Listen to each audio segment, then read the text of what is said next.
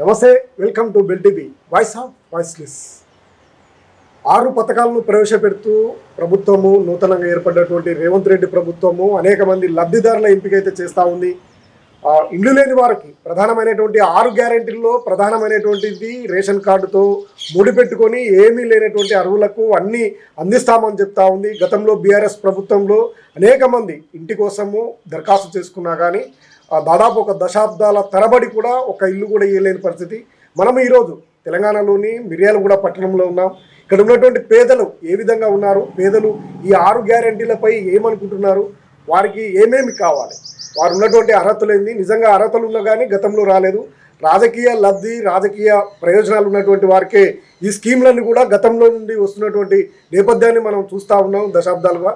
అటువంటి పరిస్థితుల్లో ఇప్పుడు ఈ నూతన టెక్నాలజీలో ఉన్నటువంటి కొత్త ప్రభుత్వం నిజమైనటువంటి లబ్ధిదారులకు ఇస్తుందా, అసలు లబ్ధిదారుల పరిస్థితి ఏ విధంగా ఉందని సర్వే చేయడానికి ముఖ్యంగా బెల్ టీవీ మిర్యాలగూడ పట్టణంలో సర్వే చేస్తూ ఉంది, నిర్వహిస్తూ ఉంది.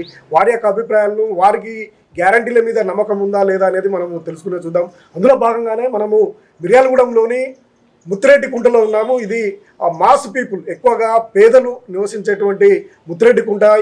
ఈ ప్రాంతంలో ఉన్నటువంటి వారి యొక్క జీవన స్థితి, వారి ఏ విధంగా జీవనాన్ని కొనసాగిస్తున్నారు, వారి యొక్క ఆర్థిక పరిస్థితి ఏంది అంటూ కొంతమందిని సెలెక్ట్ చేయడం జరిగింది. అందులో భాగంగా మనతో పాటు ఒక మిల్లులో వాచ్మెన్గా పనిచేస్తున్నటువంటి ఆ వ్యక్తి ఉన్నారు. వారి యొక్క నేపథ్యం తెలుసుకుందాము, వారి జీవన పరిస్థితి ఏ విధంగా ఉందో మనం ఒకసారి వారి మాటల్లో తెలుసుకునే ప్రయత్నం చేద్దాం. నమస్తే అండి. నమస్తే సార్. మీ పేరు? నా పేరు కోటయ్య సార్. ఏ కోటయ్య? తిరగమల్ల కోటయ్య. ఓకే, ఏం పని చేస్తుంటారు? వాచ్మెన్ పని. వాచ్మెన్ ఎక్కడ? ఏడింజర్ల. దేంట్లో? రైస్ మిల్లులో. Okay, government బియ్యాలని.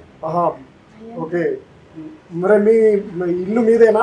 కిరాయి సార్. కిరాయి ఇల్లు. మీరు మిర్యాలగూడెంలో ఎప్పటి నుంచి ఉంటున్నారు? 30 ఏళ్ళు దాటి. 30 ఏళ్ళు దాటిదా? మీ సొంతం ఎక్కడ? సొంతం బట్టుగూడెం.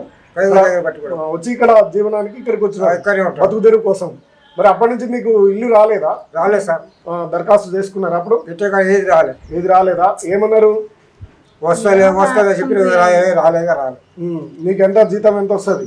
8,000. మరి సరిపోతున్నాయా? సరిపోతాయి సార్. 10 రూపాయలు కిరాయి అవుతుంది రావడానికి. కిరాయి కట్ట డ్యూటీ. ఇవాళ పోతే రేపు వస్తా. వాళ్ళ పోతే రేపు వస్తాం. అట్లా పిల్లలా?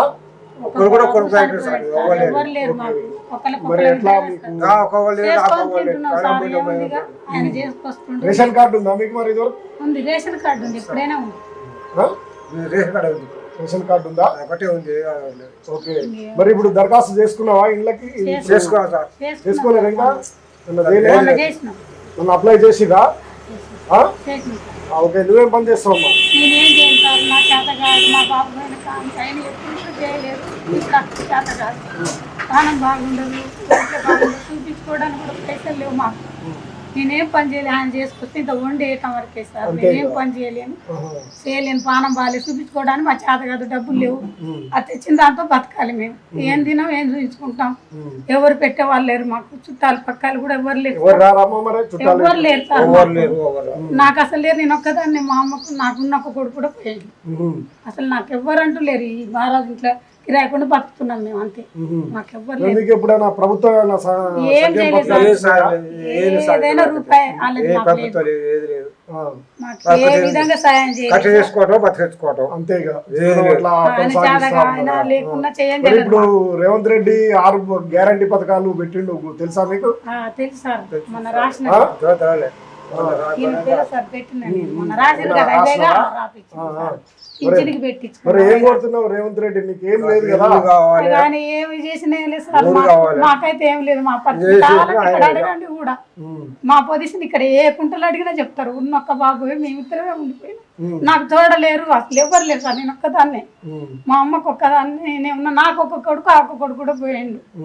ఇక్కడ మీరు ఎవరిని అడిగినా అదే. ఇక నాకైతే ఎవరు లేరు సార్. మాకు పెట్టే వాళ్ళు లేదు సార్. నాకు ఎవరు లేరు, దగ్గర తీసుకెళ్ళి కూడా లేరు. ఈయన చేసుకొస్తాడు, ఈయనకు చేత కాదు, ప్రాణం బాగాలేదు. 60 దాటినాయి కూడా. పని చేస్తూనే ఉన్నావు. ఎవరు పెడతారు సార్?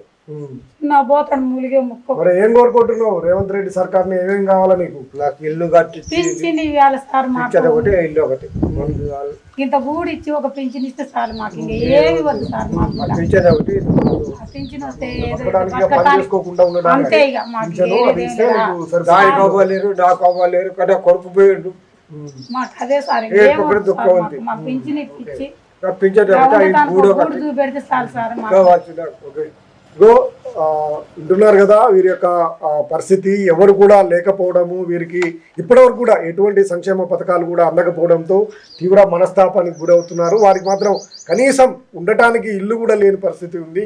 వారికి ఉండటానికి, నివాసం ఉండటానికి ఒక ఇంటి నిర్మాణానికి ఇవ్వాలని కోరుతా ఉన్నారు. అదేవిధంగా వృద్ధుడైనందుకు ఈయనకు పింఛన్ కూడా ఇచ్చినట్లయితే మేము జీవనాన్ని కష్టం లేకుండా ముందుకు వెళ్తాము. 60 సంవత్సరాలు వచ్చినప్పటికీ మాకు పింఛన్ ఇప్పించినట్లయితే సరిపోద్ది. 60 ఏళ్ళ వయసులో ఏం పని చేయలేకపోతున్నామని అంటున్నారు. అందుకే ఈ 6 గ్యారంటీల్లో ఇటువంటి పేదలకు అందించాలని బెల్ టీవీ విజ్ఞప్తి చేస్తూ ఉంది, కోరుతా ఉంది. చూస్తూనే ఉండండి bell TV, voice of voiceless.